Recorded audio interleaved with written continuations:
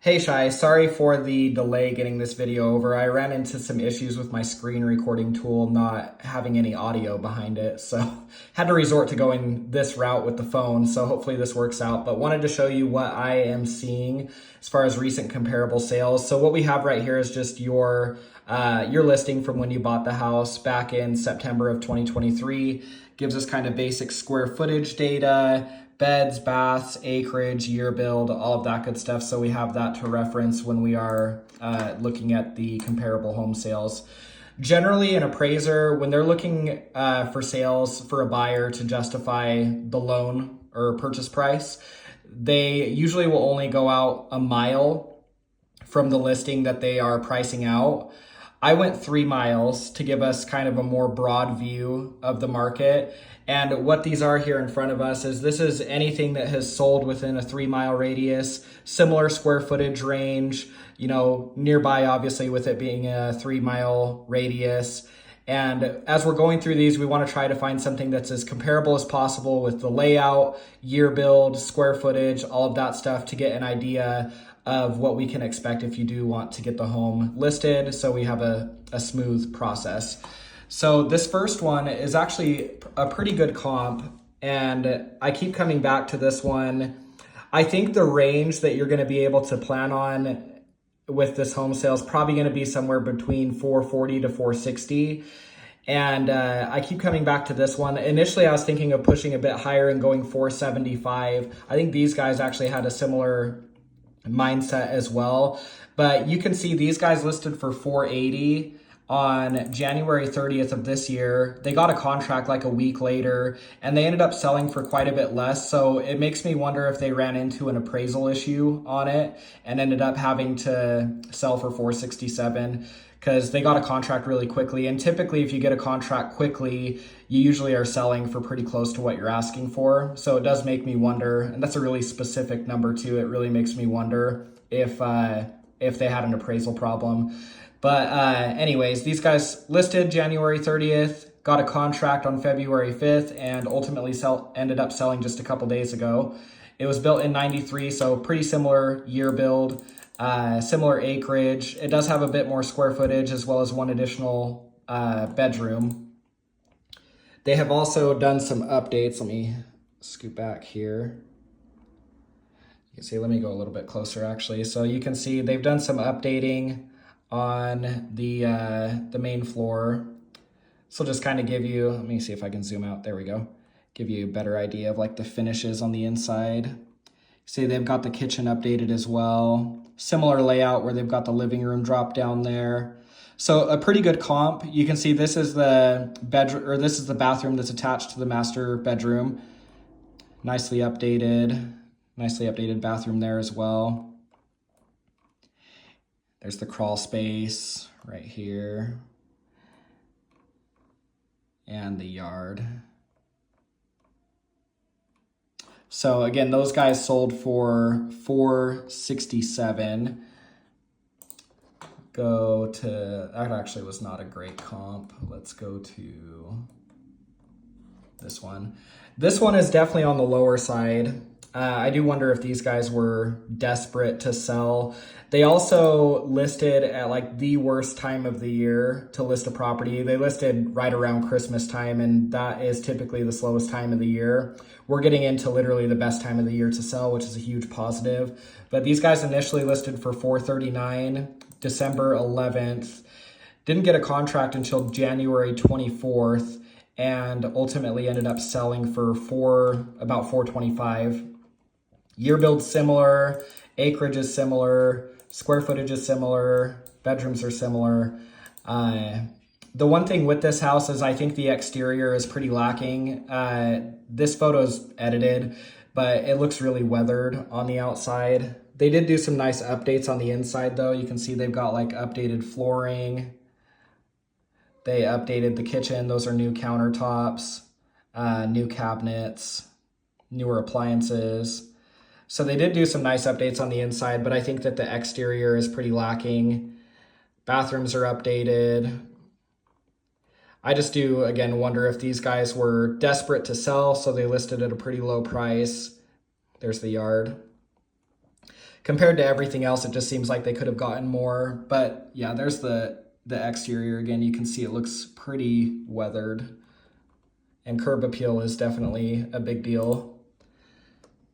Click out of that one here. You're going to see too, as we start going through these, there's a lot of new construction that we're going to be competing against. The downside to the new construction is that they have small lots. So that would be the upside for homes like yours on the existing market, is they are going to be older, of course, but they are going to have much larger yards. And, you know, the importance of that is going to come down to the buyer and what they, you know, would prefer. But it's just something to consider in the price point. It is something that we're going to be competing against. Let's see. As we get into like the higher $400,000 range, a lot of these homes, obviously this one's new. These ones are built in like the early 2000s, and they're starting to get higher on the square footage range. This one here is quite a bit larger, has a 3rd-car garage, and it has a really nice pool in the backyard. So this one's a really big time outlier where it's almost at 600K, but that's the reason why, if you're wondering on that one. Again, you know, I keep coming back to thinking like, let's try for 475, but then I see like this property at 475. This one was built in the early 2000s, has more square footage. And then I come back to this one again that just recently sold to that first one that we looked at that did try for that price. They tried for 480 and likely probably got an offer around there, but then it didn't successfully appraise. And when you're pricing your home, you usually get the most eyeballs on your home within the first 2 to 4 weeks. So you don't want to price so high that you're wasting that time when you're getting the best, you know, exposure online. You want to try to, you know, price it mindfully to be competitive enough that you're taking advantage of any of the, you know, exposure that you're getting during that time frame. Because after that, you can reduce the price to get the property more exposure online at a later point, but it never really equals what it was when the home was freshly listed on the market.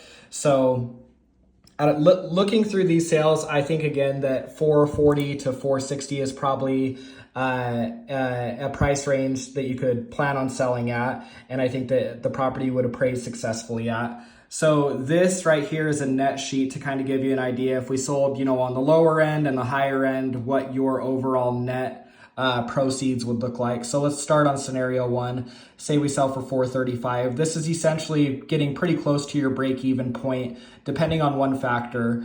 So 435 sales price, there's your mortgage payoff. As a listing agent, I would charge 2%. The buyer's agent side, you don't have to offer a buyer's agent commission by any means. The only thing to consider if we're not going to offer a buyer's agent commission is if a buyer comes along that is interested in your home and we tell them that we're not offering a buyer's agent commission, then the buyer is likely going to have to pay out of pocket for their agent's commission, along with their down payment, along with their closing costs. A lot of buyers are not able to do that, so it could price them out completely. They could come back and ask for it. Even if we say we're not offering one, if that is the scenario and they really like the home, it's possible they might ask for it in an offer and we might be able to negotiate, or we could just say that we're offering one right off the bat. It's up to you. I haven't run into a situation ever in Utah where a seller has not offered me as a buyer's agent a commission. But I do want to let you know your options. You're not obligated to make a buyer's agent commission. And there's also no standard amount, but generally I see between 2 to 3% on the buyer's agent side when I'm representing a buyer. So this is assuming that we offer a 2% buyer's agent commission, but again, that is totally negotiable and up to you on what you want to do there. This title policy is something that you pay for as a seller. It's built into the sales contract for Utah. We provide it over to the buyer, ensuring free and clear title to the house. The seller, when you bought this house from them, paid it for you. And that's, again, it's built into the state contract as a seller paid expense. And then the $375 title fee, that's what goes to our title representative. They're the ones who issue this title policy. They're also the people who compose all of the closing documents and everything when it gets to that point.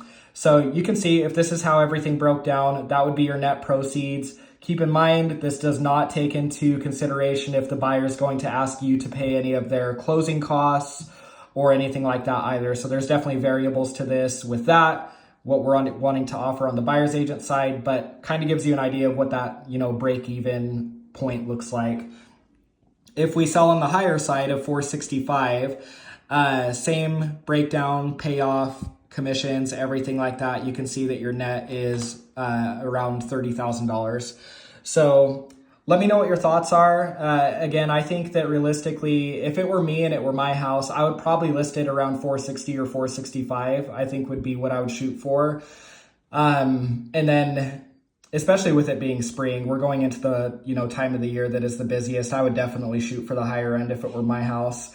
And if I was shooting on the higher end, I always recommend to my sellers, if they're shooting for the high end on the price range, to we'll list at that price. We'll feel the market out for a week. If we're getting a lot of showings, that's a really good sign. If we're getting no showings at all, obviously we may need to pivot at that point and get more towards like the 450-ish range. But I think it's absolutely worth shooting for if that is something that you want to do. So let me know if you have any questions or if you are wanting to take next steps, we can look into that as well. So thanks so much. Have a great rest of your day.